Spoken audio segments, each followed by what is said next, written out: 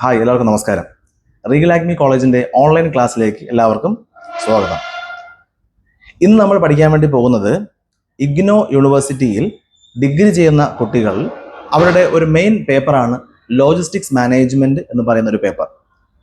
അതിലെ ഒന്നാമത്തെ ചാപ്റ്ററാണ് നമ്മൾ ഇന്ന് ഡിസ്കസ് ചെയ്യാൻ വേണ്ടി പോകുന്നത്. ഓക്കെ, അതിലെ കുറച്ച് ടോപ്പിക്സ് മാത്രമേ ഈ ക്ലാസ്സിൽ കവർ ചെയ്യുന്നുള്ളൂ. വരുന്ന ക്ലാസ്സുകളിൽ നിങ്ങൾക്ക് കൃത്യമായിട്ട് അതിൻ്റെ ഫുൾ ക്ലാസ്സും ബാക്കിയുള്ള ടോപ്പിക്കും കൂടെ നിങ്ങൾക്ക് കാണാൻ വേണ്ടി കേൾക്കാനും വേണ്ടി സാധിക്കുന്നതായിരിക്കും. ഓക്കെ, അപ്പോൾ ഈ ഒരു സബ്ജക്റ്റിൻ്റെ കോഡ് തന്നെ BPAS 184 എന്നുള്ളതാണ്. BPAS 184. അപ്പോൾ ഈ ഒരു ചാപ്റ്റർ നിങ്ങൾ ശ്രദ്ധിക്കേണ്ട കാര്യം എന്ന് വെച്ച് കഴിഞ്ഞാൽ, ഞാനിപ്പോൾ ക്വസ്റ്റ്യൻ ബേസ് ചെയ്തിട്ട് ഓരോ കണ്ടന്റ് ബേസ് ചെയ്തിട്ട് ഡിസ്കസ് ചെയ്തായിരിക്കും പോകുന്നത്. അപ്പോൾ നിങ്ങൾ എന്തെങ്കിലും നോട്ട് ഉണ്ടെങ്കിൽ നോട്ടൊന്ന് എഴുതിയെടുത്ത് ജസ്റ്റ് ഒന്ന് പഠിക്കാൻ വേണ്ടി ശ്രമിക്കാം. ഓക്കെ, അപ്പോൾ ഈ ലോജിസ്റ്റിക്സ് എന്നുള്ള കോഴ്സ് പഠിക്കുമ്പോൾ മെയിനായിട്ടും നമുക്ക് ഇഗ്നോ മാത്രമല്ല, ഈ ലോജിസ്റ്റിക്സ് മാനേജ്മെന്റ് എന്നുള്ള ഒരു ഡിപ്ലോമ പ്രോഗ്രാം കൂടി ഇപ്പോൾ വളരെ അഗ്രസീവായിട്ട് എല്ലാ സ്ഥാപനങ്ങളിലും പോകുന്നതാണ്, എല്ലാവർക്കും അറിയുന്നതാണ്. അവർക്കും ഇത് വളരെ ഗുണം ചെയ്യുന്ന ഒരു പോർഷനാണ്. ഓക്കെ, ആദ്യം നമുക്ക് എന്താണ് ലോജിസ്റ്റിക്സ് എന്നുള്ളത് നമുക്ക് നോക്കാം. ലോജിസ്റ്റിക്സ് മാനേജ്മെന്റ് എന്നാൽ തന്നെ അത് it's a part of supply chain management എന്നാണ് നമ്മൾ സാധാരണ പറയാറ്. അപ്പോൾ ലോജിസ്റ്റിക്സ് മാനേജ്മെന്റ് എന്ന് പറഞ്ഞാൽ എന്താണ്? It's a part of supply chain management. Supply chain management എന്ന് പറഞ്ഞു കഴിഞ്ഞാൽ നമുക്ക് എല്ലാവർക്കും അറിയാമായിരിക്കാം. ലോജിസ്റ്റിക്സ് ഒരു കമ്പനി ഉണ്ട്, ഒത്തിരി സാധനങ്ങൾ ഒരു ഗോഡൌണിനകത്ത് ഉണ്ടെങ്കിലും നമുക്ക് ഇതിനെ ഒരു സ്ഥലത്ത് നിന്നും വേറൊരു സ്ഥലത്തിലോട്ട് കൊണ്ടുപോകാനായിട്ടുള്ള ഫെസിലിറ്റീസ് നമുക്കില്ല എങ്കിൽ നമുക്കത് നല്ല രീതിയിൽ ആ ലോജിസ്റ്റിക്സിനെ മാനേജ് ചെയ്യാൻ സാധിക്കത്തില്ല. എല്ലാവർക്കും അറിയാമായിരിക്കും. അതുകൊണ്ടാണ് നമ്മൾ അങ്ങനെ ഒരു വാക്ക് പറയുന്നത്, logistics management is a part of supply chain management എന്നൊരു വാക്ക് പറയുന്നത്. ഓക്കെ, അതോടൊപ്പം തന്നെ നമുക്ക് സപ്ലൈ ചെയിൻ മാനേജ്മെന്റ് മാത്രം ഉണ്ടായാൽ മതിയോ? പോരാ. അതിൽ വളരെ വെൽ പ്ലാൻഡ് ആയിട്ടുള്ള ഒരു മാനേജീരിയൽ സ്കില്ല് അതിനകത്ത് നമ്മൾ കാണിച്ചേ പറ്റൂ. അതിൽ പ്രധാനമായിട്ട് വരുന്നത് പ്ലാനിങ് ആണ്, അല്ലേ? അപ്പോൾ നമ്മൾ ആദ്യം പറഞ്ഞു logistics management is a part of supply chain management. അതിൽ കുറച്ച് കാര്യങ്ങൾ ഇൻവോൾവ് ചെയ്യുന്നുണ്ട്. It involves planning. നിർബന്ധമായിട്ട് നമ്മൾ പ്ലാൻ ചെയ്തിട്ടുണ്ടാവണം. വിത്തൗട്ട് പ്രോപ്പർ പ്ലാനിങ് നമുക്ക് ഒരു കാര്യങ്ങൾ എന്ത് ചെയ്യാൻ വേണ്ടി പറ്റത്തില്ല, നമുക്കത് അതിൻ്റെ എൻഡ് റിസൾട്ടിലോട്ട് നമുക്ക് കൊണ്ടുവരാൻ വേണ്ടി സാധിക്കത്തില്ല. അതുകൊണ്ട് പ്ലാനിങ് ഇമ്പോർട്ടൻ്റ് ആയിട്ടുള്ള ഒരു ഘടകമാണ്. അതിനെ നമുക്ക് ഇതിനകത്ത് ഇൻവോൾവ് ചെയ്തിട്ടുണ്ടാവണം. Then implementing. പ്ലാനിങ് ഓക്കെ, എല്ലാം ശരിയാ, എല്ലാവരും പ്ലാൻ ചെയ്യുന്നുണ്ടാവും. അത് മാത്രം മതിയോ? പോരാ. അതിന് നമുക്ക് ഇംപ്ലിമെന്റ് ചെയ്യാനും കൂടെ സാധിക്കണം, അല്ലെ? അത് നടപ്പാക്കാനും കൂടി നമ്മൾ എന്ത് ചെയ്യണം? നമുക്കത് സാധിക്കണം. That is implementing.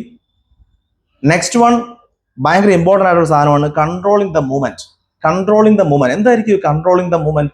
സാധാരണ നമ്മൾ ഈ ലോജിസ്റ്റിക്സ് കമ്പനിക്കാർ എന്ത് ചെയ്യുന്നുണ്ടാവും, സാധനങ്ങളെ വാഹനങ്ങളിൽ അവര് ട്രക്കിലായിരിക്കും അവർ കയറ്റുക. ദെൻ ഒരു സ്ഥലത്ത് നിന്ന് വേറെ സ്ഥലത്തിലോട്ട് അയക്കലായിരിക്കും ചെയ്യുക. സാധാരണ നമ്മൾ അങ്ങനെ അയക്കുമ്പോൾ ശ്രദ്ധിക്കേണ്ട ഒരു കാര്യം എന്ന് വെച്ച് കഴിഞ്ഞാൽ, ഈ കമ്പനികൾ എന്തായിരിക്കും ചെയ്യുക, ഈ വാഹനം എവിടെ എത്തി, ഇപ്പോൾ അതിൻ്റെ കണ്ടീഷൻ എങ്ങനെയാണ്, അല്ലേ? അല്ലെങ്കിൽ അവർ പറഞ്ഞതുപോലെ തന്നെയാണോ ഒരു സ്ഥലത്ത് നിന്ന് വേറെ സ്ഥലത്തിലോട്ട് പോകുന്നത് എന്നുള്ളതെല്ലാം വ്യക്തമായിട്ടുള്ള ഒരു കൺട്രോള് ഈ ലോജിസ്റ്റിക്സ് കമ്പനിക്കാർക്ക് ഇല്ല എങ്കിൽ കൃത്യമായിട്ടും ആ ഒരു എൻറ്റിറ്റി ഫ്ലോപ്പായി പോകും, അല്ലേ? അതുകൊണ്ടാണ് അതിനകത്ത് പ്ലാനിങ് വേണമെന്ന് പറയുന്നതും കൃത്യമായിട്ട് അതിനെ പ്ലാൻ ചെയ്തതുപോലെ തന്നെ അത് ഇംപ്ലിമെന്റ് ചെയ്യാനും വേണ്ടിയുള്ള കപ്പാസിറ്റി വേണമെന്ന് പറയുന്നതും. സെയിം ടൈം ഈ ഒരു സാധനങ്ങളെ ഒരു സ്ഥലത്ത് നിന്ന് വേറെ സ്ഥലത്തിലോട്ട് കൊണ്ടുപോകുന്നതിലുള്ള നല്ലതായിട്ടുള്ള കൺട്രോളും ആ ഒരു കമ്പനിക്ക് കൃത്യമായിട്ട് വേണം. Then storage of goods and services, അല്ലേ? കൃത്യമായിട്ടും ഈ സാധനങ്ങൾ, ഈ ലോജിസ്റ്റിക് കമ്പനികൾ എന്താ ചെയ്യുന്നത്, ഒരു ക്ലയന്റിൽ നിന്നും സാധനം എടുത്തിട്ട് അത് വേറൊരു കസ്റ്റമറിലോട്ട് കൊണ്ട് കൊടുക്കലായിരിക്കും സാധാരണ ചെയ്യുന്നത്. അപ്പോൾ ഈ ഒരു സംഭവം ഒരിക്കലും സ്ട്രൈറ്റ് അവേ സാധനം മേടിച്ചിട്ട് എന്ത് ചെയ്യുന്നില്ല, നമ്മൾ വാഹനത്തിലായിരിക്കില്ല നമ്മളതിനകത്ത് കയറ്റുന്നത്. എവിടെയായിരിക്കും ചെയ്യുക? ആദ്യം നമ്മൾ ആ ഒരു പർട്ടിക്കുലർ പ്രോഡക്ട്സിനെ നമ്മൾ ഒരു ഗോഡൗൺ പോലെ എന്തെങ്കിലും നമ്മൾ സംഭവം വെയർ ഹൗസ് എന്നൊരു വാക്ക് നമുക്ക് ഉപയോഗിക്കാം. ഈ വെയർ ഹൗസിനകത്ത് എന്ത് ചെയ്യുന്നുണ്ടാവും, നമ്മൾ അത് സ്റ്റോർ ചെയ്തിട്ടുണ്ടാവും. അപ്പോൾ അതിനുള്ള ഫെസിലിറ്റിയും കൃത്യമായിട്ട് എന്ത് ചെയ്യണം, ഒരു ലോജിസ്റ്റിക്സ് കമ്പനിക്ക് കൃത്യമായിട്ടും വേണം. Then transmission of related information between the point of origin to destination. നമുക്ക് വ്യക്തമായ രീതിയിലുള്ള ഇൻഫർമേഷൻസ് നമുക്ക് നമ്മുടെ ക്ലയൻസിനോ നമ്മുടെ ഓഫീസിലോ ചോദിക്കുന്ന സമയങ്ങളിൽ തന്നെ കിട്ടാൻ, അല്ലെങ്കിൽ നമ്മുടെ കസ്റ്റമേഴ്സിന്, അല്ലേ, കൃത്യമായിട്ടും അവർ തന്ന സാധനം ഇപ്പോൾ എവിടെ എത്തി, എന്നുള്ളത് വ്യക്തമായിട്ട് അറിയണമെങ്കിൽ അവർക്ക് ആപ്പിൽ കയറി നോക്കിയാൽ മാത്രം മതിയാവും. നിങ്ങൾക്കിപ്പോൾ വ്യക്തമായിട്ട് അറിയാം, എല്ലാവർക്കും ഈ കേൾക്കുന്ന സ്റ്റുഡൻസിന് എല്ലാവർക്കും അറിയുന്നത്, എല്ലാവരും ആമസോൺ, ഫ്ലിപ്കാർട്ടിലൊക്കെ ഓൺലൈൻ ത്രൂ സാധനങ്ങൾ പർച്ചേസ് ചെയ്തിട്ടുണ്ടാവും അല്ലേ? അപ്പോൾ എല്ലാം നമ്മൾ സാധാരണ നോക്കുന്നതാണ്, ഓക്കെ 2 days ആയി നമ്മൾ സാധനം ഓർഡർ ചെയ്തിട്ട് ഇപ്പോൾ എവിടെ എത്തി അല്ലേ, കറണ്ട് സ്റ്റാറ്റസ് എന്താണ് എന്നുള്ളത് നമുക്ക് അതിനകത്ത് അറിയാൻ സാധിക്കും. ഓക്കെ, അപ്പോൾ ഈ ഒരു ഫെസിലിറ്റിയും എന്ത് ചെയ്തിട്ടുണ്ടാവണം, ഫ്രം ഒറിജിൻ ടു ഡെസ്റ്റിനേഷൻ, ഇതിനകത്തുള്ള എവിടെ എത്തി, എങ്ങനെയാണ് ഇപ്പോഴത്തെ കറണ്ട് സ്റ്റാറ്റസ്, ഇത്രയും കാര്യങ്ങൾ നമുക്ക് വ്യക്തമായിട്ട് കൊടുക്കാൻ വേണ്ടി പറ്റുന്നതും ഇതേപോലത്തെ സർവീസ് കൊടുക്കുന്ന ഒരു എൻറ്റിറ്റിയാണ് ലോജിസ്റ്റിക്സ് മാനേജ്മെന്റ് അല്ലെങ്കിൽ ലോജിസ്റ്റിക്സ് കമ്പനി. ക്ലിയർ? അപ്പൊ നമുക്ക് ഇൻട്രൊഡക്ഷൻ കൊടുക്കാം. ഇൻട്രൊഡക്ഷൻ ഇത്രയും മാത്രം മതിയാവും. എങ്ങനെ പറയാൻ വേണ്ടി പറ്റും? Logistics management is a part of എന്താ, supply chain management. Supply chain management ഒരു ഭാഗമാണ് logistics management. Then same time it involves എന്തൊക്കെ അതിനകത്ത് അടങ്ങിയിട്ടുണ്ട്? പ്ലാനിങ്, നിർബന്ധമായിട്ടും പ്ലാനിങ് ചെയ്യണം എന്ന് നമ്മൾ പറയുന്നുണ്ട്. വിത്തൗട്ട് പ്ലാനിങ് ഒരു കാര്യങ്ങളും ചെയ്യാൻ പാടില്ല എന്നുള്ളതാണ്. അതുകൊണ്ട് it involves planning, then implementing and controlling the movement of goods. Then next one, storage of goods and services. Last one, transmission of information അല്ലെ, എവിടെ എത്തി, എവിടെ ഇപ്പോഴത്തെ കറണ്ട് സ്റ്റാറ്റസ് എന്താണ്, ഈ കാര്യങ്ങളും നമുക്ക് എന്ത് ചെയ്യാം, ഫ്രം ഒറിജിൻ ടു ഡെസ്റ്റിനേഷൻ, ഇതിനിടയ്ക്കുള്ള ഇൻഫർമേഷൻസ് നമുക്ക് കൊടുക്കാനും വേണ്ടി സാധിക്കണം എന്നുള്ളതാണ് ഒരു സക്സസ്ഫുൾ ലോജിസ്റ്റിക്സ് മാനേജ്മെന്റ് കമ്പനി ചെയ്യുന്നത്. അപ്പൊ നമുക്കൊരു ഇൻട്രൊഡക്ഷൻ ആണെങ്കിൽ നമുക്ക് ഇതിനകത്ത് ഇത് തന്നെ കാണിച്ചു പോകാൻ വേണ്ടി സാധിക്കും. ക്ലിയർ ആണെന്ന് മനസ്സിലാവും തോന്നുന്നു. ഒരു ലോജിസ്റ്റിക്സ് എന്ന് പറഞ്ഞാൽ is A part of supply chain management എന്നുള്ളതാണ്. ദെൻ അതിനകത്ത് എന്തൊക്കെ ആഡ് ചെയ്യണം, കൃത്യമായിട്ടും അത് സപ്ലൈ ചെയിൻ മാനേജ്മെന്റ് ആണ്, ലോജിസ്റ്റിക്സ് മാനേജ്മെന്റ് ആണ്, എന്തായിരുന്നാലും അതിനകത്ത് നമ്മൾ ഈ താഴെ പറയുന്ന ഘടകങ്ങൾ ഇല്ല എങ്കിൽ അത് 100% അതൊരു ഫെയിലിയർ ആയിരിക്കും. അതിനകത്ത് പ്ലാനിങ് വേണം, ഇംപ്ലിമെന്റിങ് വേണം. It involves planning, implementing, then controlling the goods, then last one storage of goods and services, then transmission of related data അല്ലേ, ആ ഗുഡ്സിനെ കുറിച്ചിട്ടുള്ള complete information between the point of origin to destination. ഈ ഒരു സംഭവമായിരിക്കണം നമ്മൾ ഈ logistics മാനേജ്മെന്റിനകത്ത് ഏത് question വന്നു കഴിഞ്ഞാലും നമുക്ക് ആദ്യം ഒരു പാരഗ്രാഫ് ഇത് കാണിക്കാൻ വേണ്ടി പറ്റി കഴിഞ്ഞാൽ നല്ലതായിരിക്കും. ഓക്കെ, അപ്പൊ നിങ്ങളത് ബൈ ഹാർട്ട് ചെയ്ത് തന്നെ പോവാം. ഓക്കെ, നെക്സ്റ്റ് വൺ നമുക്ക് ഇതിനകത്ത് ഉള്ള ഒരു മെയിൻ ടോപ്പിക്കാണ് ടൈപ്സ് ഓഫ് ലോജിസ്റ്റിക്സ്. സാധാരണ ലോജിസ്റ്റിക്സ് കമ്പനികൾ കാറ്റഗറൈസ് ചെയ്തിട്ടുണ്ട്, പലതും പല രീതിയിലാണ്. അപ്പോൾ ഈ ടൈപ്സ് ഓഫ് ലോജിസ്റ്റിക്സിൽ നമുക്ക് 4 ആയിട്ട് അതിനെ കാറ്റഗറൈസ് ചെയ്തിട്ടുണ്ട്.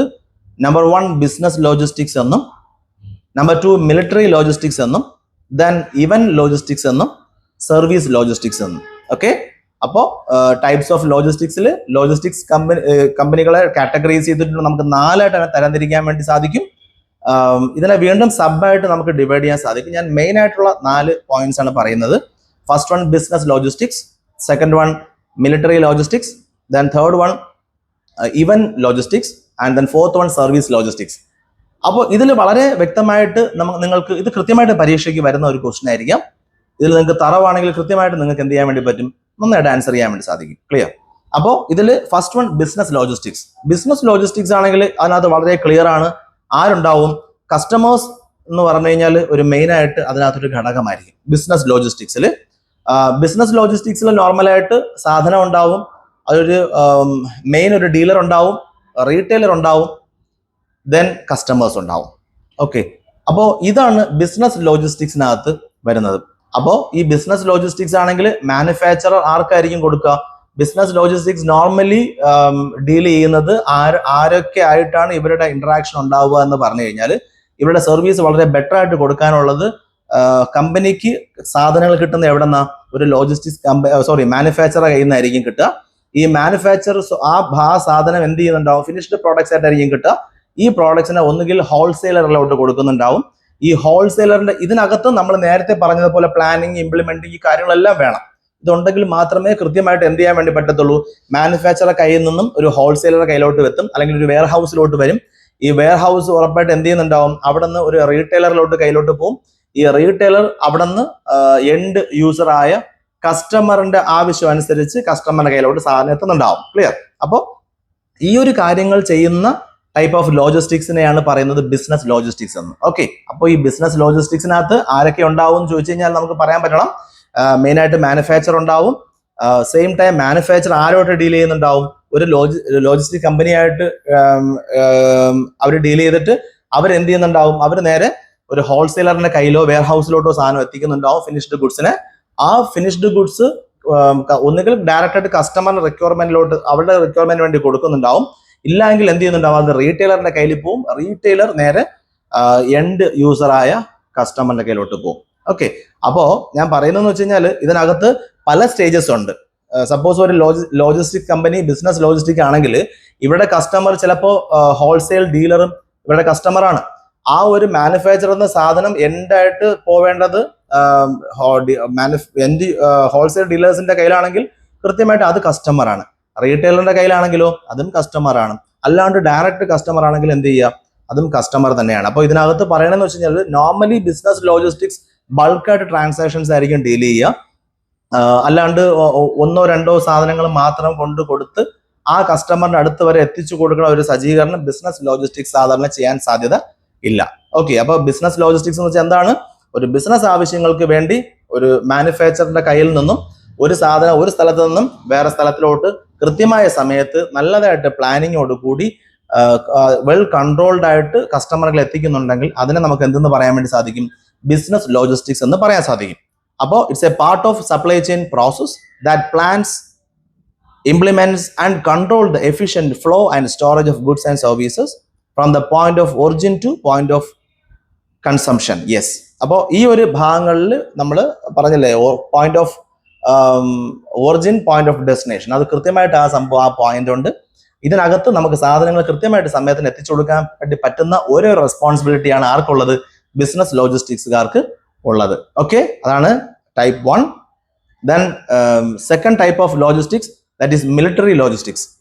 മിലിറ്ററി ലോജിസ്റ്റിക്സിൽ തന്നെ ആ ഒരു പേര് നമുക്ക് എല്ലാവരും ജസ്റ്റ് ഒന്ന് മനസ്സിലായി വരുന്നുണ്ടാവും. ഈ കമ്പനികൾ എന്തിലേക്ക് വേണ്ടിയായിരിക്കും കൂടുതൽ ഫോക്കസ് ചെയ്യുക? മിലിറ്ററി ആവശ്യങ്ങൾക്ക് വേണ്ടിയായിരിക്കും. ഉദാഹരണം, ഒരു യുദ്ധം വന്നു കഴിഞ്ഞാൽ ആ യുദ്ധഭൂമിയിൽ കൃത്യമായിട്ട് ഓഫീസേഴ്സിനെ എത്തിക്കുക, സെയിം ടൈം മെഷീനറീസ് എന്തെങ്കിലും ആവശ്യമുണ്ടെങ്കിൽ അവിടെ എത്തിക്കുക, ആ ഒരു ഇൻസിഡന്റിന് ആവശ്യമായിട്ടുള്ള എന്തൊക്കെ കാര്യങ്ങളാണോ അവർക്ക് ആവശ്യമുള്ളത് അതെല്ലാം എത്തിക്കുക എന്നുള്ളതാണ് ആ മിലിറ്ററി ലോജിസ്റ്റിക്സിന്റെ റെസ്പോൺസിബിലിറ്റി. ശരിയാ? അപ്പോൾ അങ്ങനെയാണെങ്കിൽ നമ്മൾ എന്ത് ചെയ്തിട്ടുണ്ടാവണം? അതിനകത്ത് കുറച്ച് ഇമ്പോർട്ടൻ്റ് ആയിട്ടുള്ള കാര്യങ്ങൾ ഉണ്ടാവും. ഉറപ്പായിട്ട് military forces and their equipments to ensure readiness, reliability and efficiency. ഈ 3 കാര്യങ്ങൾ കൃത്യമായിട്ട് എന്ത് ചെയ്യണം? മിലിറ്ററി ലോജിസ്റ്റിക്സിന് കൃത്യമായിട്ട് ഉണ്ടാവണം. റെഡിനെസ്, റിലയബിലിറ്റി ആൻഡ് എഫിഷ്യൻസി കൃത്യമായിട്ട് ഉണ്ടായിരിക്കണം. അതായത് റെഡിനെസ് എന്ന് പറഞ്ഞു കഴിഞ്ഞാൽ സപ്പോസ് ഇപ്പോൾ ഏത് സമയത്താണോ കുറച്ച് സാധനങ്ങൾ വേണം എന്ന് ആവശ്യപ്പെടുന്നത് കൃത്യമായിട്ട് ആ കമ്പനി എന്ത് ചെയ്തിട്ടുണ്ടാവണം? മിലിറ്ററി ലോജിസ്റ്റിക് കമ്പനികൾ കൃത്യമായിട്ട് ആ സാധനങ്ങൾ ആ സമയത്തിന് കൊണ്ട് എത്തിച്ചു കൊടുത്തിട്ടുണ്ടാവണം. ഓക്കെ, ദെൻ റിലയബിലിറ്റി എന്തുവാ? ചിലപ്പോൾ യാത്ര ചെയ്യാൻ കുറച്ച് ബുദ്ധിമുട്ടായിട്ടുള്ള സ്ഥലങ്ങളായിരിക്കും ഉണ്ടാവുക. ആ സ്ഥലങ്ങളാണെങ്കിൽ പോലും എന്ത് ചെയ്തിട്ടുണ്ടാവണം? ഇവർ വളരെ കഷ്ടപ്പെട്ടാണെങ്കിൽ പോലും അവർ ആ ഭാഗത്ത് സാധനം എത്തിച്ചു കൊടുക്കുക എന്നുള്ളതാണ് അവരുടെ റെസ്പോൺസിബിലിറ്റി. അതുകൊണ്ടാണ് റിലയബിൾ ആയിരിക്കണം. ദെൻ സെയിം ടൈം എഫിഷ്യൻസിയും വേണം. നമുക്ക് ഓക്കെ, കഷ്ടമുള്ള സ്ഥലത്തായിരുന്നു ഈ സാധനങ്ങളൊക്കെ മിലിറ്ററി ഫോഴ്സ് ഉണ്ടായിരുന്നതും അവരുടെ എക്യുപ്മെന്റ്സ് കൊണ്ട് കൊടുക്കേണ്ടതും കുറച്ച് ബുദ്ധിമുട്ടുള്ള സ്ഥലത്താണ് എന്ന് പറഞ്ഞിട്ട് നമുക്ക് ഒരു കാരണവശാലും എന്ത് ചെയ്യാൻ പറ്റില്ല? ഡാമേജ് ആക്കി സാധനങ്ങൾ കൊണ്ട് എത്തിച്ചു കൊടുക്കാൻ പറ്റത്തില്ല. ശരിയല്ലേ? അപ്പോൾ കൃത്യമായിട്ടും മിലിറ്ററി ലോജിസ്റ്റിക്സ് ശ്രദ്ധിക്കേണ്ട കാര്യം, അവർ ഡീൽ ചെയ്യുന്ന ക്ലയൻസ് ആരെന്ന് പറഞ്ഞു കഴിഞ്ഞാൽ ഈ മിലിറ്ററി ഫോഴ്സ് തന്നെ ആയിരിക്കാം. ഈ ഫോഴ്സിന് എന്ത് ചെയ്യുന്നുണ്ടാവും? അവർക്ക് ആവശ്യമായിട്ടുള്ള സാധനങ്ങൾ സപ്പോസ്, അല്ലെങ്കിൽ അവരുടെ ആ സാഹചര്യങ്ങൾ അവർക്ക് വളരെ പരമപ്രധാനമായിട്ടുള്ള ഒരു സംഭവമായിരിക്കും, വളരെ വളരെ ഇമ്പോർട്ടൻ്റ് ആയിട്ടുള്ള മാറ്റേഴ്സ് ആയിരിക്കും. ഒരു യുദ്ധമാണെങ്കിൽ പോലും അവർക്ക് ആവശ്യമുള്ള സാധനങ്ങൾ കറക്റ്റായിട്ട് എത്തിച്ചു കൊടുക്കുക എന്നുള്ള റെസ്പോൺസിബിലിറ്റിയാണ് ആർക്കുള്ളത്? ഈ മിലിറ്ററി ലോജിസ്റ്റിക്സ് ടീമുകൾക്കുള്ളത്. അവർ 3 കാര്യങ്ങൾ ഉറപ്പാക്കിയിട്ടുണ്ടാവണം.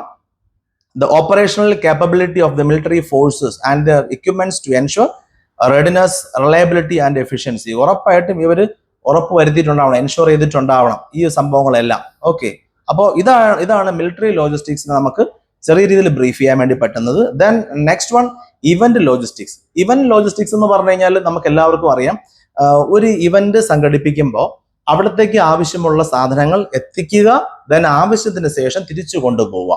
ഇതാണ് ഇതിനകത്ത് ഇവന്റ് ലോജിസ്റ്റിക്സിനകത്ത് മെയിൻ ആയിട്ടുള്ളത്. ഓക്കെ, ഇതിനകത്ത് പറയുന്നത് എന്ന് പറഞ്ഞു കഴിഞ്ഞാൽ event logistics uses a network of activities, facilities and personnel to organise, schedule and plan for organizing an event. It involves the deployment of resources as well as necessary post-event steps such as cleanup, disposal and so on. കണ്ടോ, അതിനകത്ത് മെയിനായിട്ട് പറയുന്നതെന്ന് വെച്ച് കഴിഞ്ഞാൽ ഒരു event ലോജിസ്റ്റിക്സുകാർ ചെയ്യേണ്ടതെന്ന് പറഞ്ഞു കഴിഞ്ഞാൽ ഒരു റിക്വയർമെന്റിന് വേണ്ടി സാധനം എത്തിക്കുന്നു, അതിനുശേഷം പോസ്റ്റ് ഇവന്റും എന്ത് ചെയ്യുന്നു, അവര് അവിടെ ഉള്ള സാധനങ്ങൾ ഇപ്പൊ സപ്പോസ് വേസ്റ്റ് ഡിസ്പോസൽ ആയിരിക്കാം, അത് കൃത്യമായിട്ട് മാനേജ് ചെയ്ത് ഇവരുടെ വാഹനങ്ങളിൽ തന്നെ ആയിരിക്കും അതിനെ കയറ്റി അതാത് കൃത്യമായിട്ടുള്ള സ്ഥലങ്ങളിൽ കൊണ്ടുപോയി അവരെന്ത് ചെയ്യുന്നത്, അതിനെ ഡിസ്പോസ് ചെയ്യുന്നത്. അപ്പോൾ ഈ ഒരു കാര്യങ്ങളാണ് ഇവന്റ് ലോജിസ്റ്റിക്സ് സാധാരണ ചെയ്യുക. ഓക്കെ, എനിക്ക് ഏകദേശം ക്ലിയർ ആണെന്ന് തോന്നുന്നു. ഇവന്റ് ലോജിസ്റ്റിക്സ് മെയിൻ ആയിട്ട് എന്ത് ചെയ്യും, ഒരു ഇവന്റ് സംഘടിപ്പിച്ചിട്ടുണ്ട് എന്നുണ്ടെങ്കിൽ ആ ക്ലയന്റിന് ആവശ്യമുള്ള സാധനങ്ങൾ എന്ത് ചെയ്യുക, എത്തിച്ചു കൊടുക്കുക എന്നുള്ളതാണ്. ദെൻ ആവശ്യം കഴിഞ്ഞാൽ അതിനെ എന്ത് ചെയ്യുന്നു, അതിനെ തിരിച്ച് അതാത് സ്ഥലത്ത് കൊണ്ട് എത്തിച്ചു കൊടുക്കുക. സപ്പോസ് ഇപ്പൊ ചെറിയ ചെറിയ സാധനങ്ങളെ അല്ല ഞാൻ അതിനകത്ത് പറയുന്നത്. ഒരു ഇവന്റ് സംഘടിപ്പിക്കുമ്പോൾ സപ്പോസ് ഇപ്പം ഒരു ബിഗ് ഇവന്റ് ആണെന്നുണ്ടെങ്കിൽ നമുക്ക് എല്ലാവർക്കും അറിയാം അവിടെ ആവശ്യമായിട്ടുള്ള സാധനങ്ങൾ എന്തൊക്കെയായിരിക്കുമെന്ന്. ഓക്കെ, അവിടെ ചെയർ തൊട്ട് മാക്സിമം സ്റ്റേജിന്റെ ആവശ്യമുള്ള സംഭവങ്ങൾ, ഡെക്കറേറ്റ് ചെയ്യേണ്ട കാര്യങ്ങൾ, ദെൻ ഔട്ട്ഡോർ ചെയ്യുന്നുണ്ടെങ്കിൽ അതിൻ്റെതായുള്ള എക്യുപ്മെന്റ്സ്, ഇതെല്ലാം കൊണ്ടുവരാൻ ചെറിയ വാഹനങ്ങളിൽ സാധ്യമല്ല. ഓക്കെ, അപ്പൊ അതിനാവശ്യമുള്ള സാധനങ്ങളെല്ലാം ഫോക്കസ് ചെയ്യുന്നുണ്ടെങ്കിൽ നമുക്ക് അതിനെ കാറ്റഗറൈസ് ചെയ്തിട്ടുണ്ട്, ദാറ്റ് ഈസ് ഇവന്റ് ലോജിസ്റ്റിക്സ്. അപ്പൊ നമ്മൾ ഫസ്റ്റ് പറഞ്ഞു ടൈപ്സ് ഓഫ് ലോജിസ്റ്റിക്സിനകത്ത് ആദ്യം പറഞ്ഞു ബിസിനസ് ലോജിസ്റ്റിക്സ്. ബിസിനസ് ലോജിസ്റ്റിക്സ് അവരുടെ മെയിൻ ലക്ഷ്യം എന്തായിരിക്കാം, അവര് സാധനങ്ങൾ ഒരു സ്ഥലത്ത് നിന്നും വേറെ സ്ഥലത്തിലോട്ട് കൊണ്ടുപോകുന്നു. അവിടെ പ്ലാനിങ് ആവശ്യമാണ്, ഇംപ്ലിമെന്റിങ് ആവശ്യമാണ്, കൺട്രോളിങ് ആവശ്യമാണ്, ദെൻ കറക്റ്റ് ആയിട്ടുള്ള ഇൻഫർമേഷൻ കൊടുക്കണം എന്നുള്ളതും ആവശ്യമാണ്.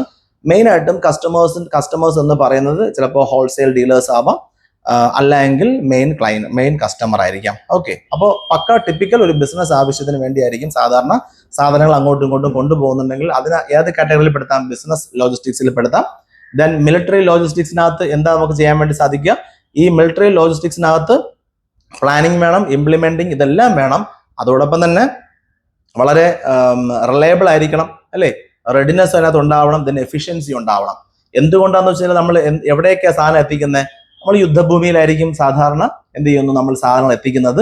അവിടെ എത്തിക്കുന്ന സാധനം വളരെ വെൽ ഇക്വിപ്പ് ആയിട്ടുള്ള സാധനങ്ങൾ തന്നെ ആയിരിക്കണം. അതിനെ ട്രാൻസ്പോർട്ട് ചെയ്യുമ്പോഴും നമ്മൾ എന്ത് ചെയ്തിട്ടുണ്ടാവണം, വളരെ ശ്രദ്ധയോട് കൂടിയായിരിക്കും നമ്മൾ അതിനകത്ത് ആ ലോജിസ്റ്റിക്സിനെ അങ്ങോട്ടും ഇങ്ങോട്ടും മൂവ് ചെയ്യുമ്പോൾ പോലും വളരെ ശ്രദ്ധിച്ചായിരിക്കും ചെയ്യുക. ഇങ്ങനെ ചെയ്യുന്നുണ്ടെങ്കിൽ ആ ഒരു ഫോഴ്സ് നമുക്ക് എന്ത് പറയാൻ വേണ്ടി പറ്റും, മിലിറ്ററി ലോജിസ്റ്റിക്സ് ടീംസ് എന്ന് പറയാൻ വേണ്ടി സാധിക്കും. Then third one event logistics. Event ലോജിസ്റ്റിക്സിൽ മെയിനായിട്ട് എന്താണ്, ഒരു ഇവന്റ് സംഘടിപ്പിച്ചു കഴിഞ്ഞാൽ അവിടത്തേക്ക് ആവശ്യമായിട്ടുള്ള സാധനങ്ങളെ എന്ത് ചെയ്യുന്നു, ട്രാൻസ്പോർട്ട് ചെയ്യുന്ന ഒരു ടൈപ്പ് ഓഫ് കാറ്റഗറിയിൽ പെടുത്തുന്ന ആളിനെയാണ് നമുക്ക് എന്ത് പറയാം, ഇവന്റ് ലോജിസ്റ്റിക്സ് ടീംസ് എന്ന് പറയുന്നത്. ക്ലിയർ? നമുക്കറിയാം ഇതിനകത്ത് മെയിനായിട്ട് ശ്രദ്ധിക്കേണ്ട ഒരു പോയിന്റ്, പോസ്റ്റ് ഇവന്റ് സെക്ഷനും എന്ത് ചെയ്യണം, ഇവന്റ് ലോജിസ്റ്റിക്സുകാർ ചെയ്യേണ്ടി വരും. നമുക്കിപ്പം മിലിറ്ററിയിലാണെങ്കിലും ചിലപ്പോൾ യുദ്ധഭൂമിയിലായിരുന്ന ആൾക്കാരെ ഓഫീസേഴ്സിനെ അവിടെ എത്തിച്ചു കഴിഞ്ഞാൽ തിരിച്ചു കൊണ്ട് എന്ത് ചെയ്യണം, അതായത് സ്ഥലത്ത് ആക്കേണ്ടി വരും. പക്ഷേ ബിസിനസ് ലോജിസ്റ്റിക്സിൽ പോസ്റ്റ് ഇവന്റ് ആവശ്യം ഉണ്ടാവില്ല. കാര്യം എന്ന് പറഞ്ഞു കഴിഞ്ഞാൽ വൺസ് ക്ലയന്റിന് കസ്റ്റമറിന് കൊടുത്തു കഴിഞ്ഞാൽ പിന്നെ കസ്റ്റമർ എന്ത് ചെയ്യുന്നില്ല, തിരിച്ച് അത് വാങ്ങിയ സ്ഥലത്തോടെ തിരിച്ചു കൊണ്ട് കൊടുക്കാൻ വേണ്ടി അവർ പറയുന്നില്ല. യെസ്, ഓക്കെ, അത് ഡാമേജ് സെക്ഷൻ ഒക്കെ വേറെ ആയിരിക്കാം. പക്ഷെ മിലിറ്ററിയിൽ അത് നമുക്ക് ആവശ്യമായിട്ട് വരും, പോസ്റ്റ് ഇവന്റ് ആവശ്യമുണ്ട്.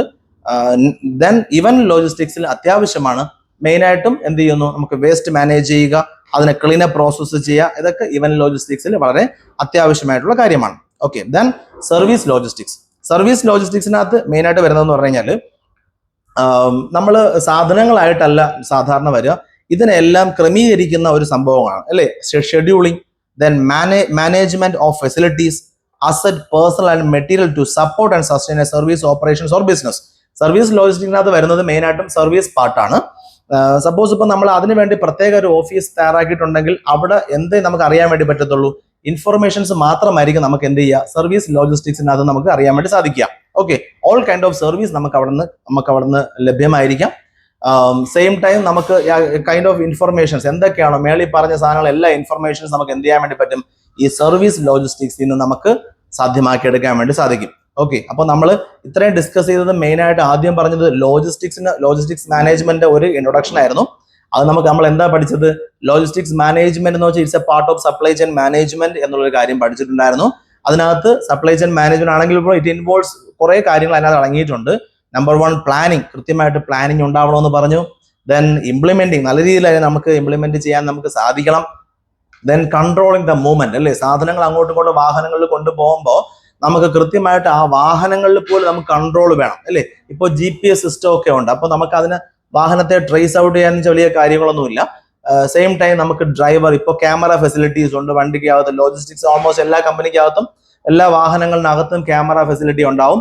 അതെന്ത് ചെയ്യുന്നുണ്ടാവും, കറക്റ്റ് ആയിട്ട് ഒരു ആ കമ്പനിയുടെ ഓഫീസിൽ അവർ കൃത്യമായിട്ട് മോണിറ്റർ ചെയ്യുന്നുണ്ടാവും. ക്ലിയർ.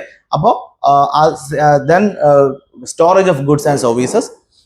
നെക്സ്റ്റ് വൺ എന്തുവാ, informations from origin to destination ഉള്ള എല്ലാ ഇൻഫർമേഷൻസും കൊടുക്കാൻ വേണ്ടി സാധിക്കണം എന്ന് പറഞ്ഞു. ഇതാണ് നമുക്കൊരു ലോജിസ്റ്റിക്സിന്റെ അതിൽ ഇൻട്രൊഡക്ഷൻ പാർട്ടായിട്ട് നമുക്ക് ചെയ്യാൻ വേണ്ടി സാധിക്കുക. ദെൻ അതിനകത്തുള്ള ഒരു മെയിൻ ക്വസ്റ്റ്യൻ ആണ് എന്താ, types of logistics. Types of ലോജിസ്റ്റിക്സിനകത്ത് 4 കാറ്റഗറി നമ്മൾ പഠിച്ചു. First one business logistics. Business ആവശ്യമാണ് മെയിൻ ആയിട്ട് ചെയ്യുന്നത്. എങ്ങനെയായിരിക്കാം, ഫ്രം സപ്പോസ് ലോജിസ്റ്റിക് കമ്പനിയിൽ നിന്നും ആരിലോട്ട് പോകുന്നു, കസ്റ്റമറിലോട്ടായിരിക്കും സാധാരണ അവർ സാധനങ്ങൾ എത്തിച്ചു കൊടുക്കുക. അത് ചിലപ്പോൾ മാനുഫാക്ചറിൽ നിന്ന് എവിടെ ആവാം, ഹോൾസെയിലിലോട്ടാവാം, ഹോൾസെയിലിന് റീറ്റെയിലിലോട്ടാവാം. ഓക്കെ, ഇതാണ് ആ ബിസിനസ് ലോജിസ്റ്റിക്സിന്റെ customers. Clear. Then second one military logistics പറഞ്ഞു. മിലിറ്ററി ലോജിസ്റ്റിക്സിലാണെങ്കിൽ ആ വാക്കിൽ തന്നെ ഉണ്ട്, മിലിറ്ററി ഡിപ്പാർട്ട്മെന്റിന് ആവശ്യമായിട്ടുള്ള സാധനങ്ങൾ കൃത്യമായ സമയങ്ങളിൽ ഒരു സ്ഥലത്ത് നിന്നും വേറെ സ്ഥലത്ത് എത്തിച്ചു കൊടുക്കുന്നുണ്ടെങ്കിൽ ആ റെസ്പോൺസിബിലിറ്റി ചെയ്യുന്ന ആരാ, മിലിറ്ററി ലോജിസ്റ്റിക്സ് ടീംസ് ആയിരിക്കും. Okay. Then third one event logistics.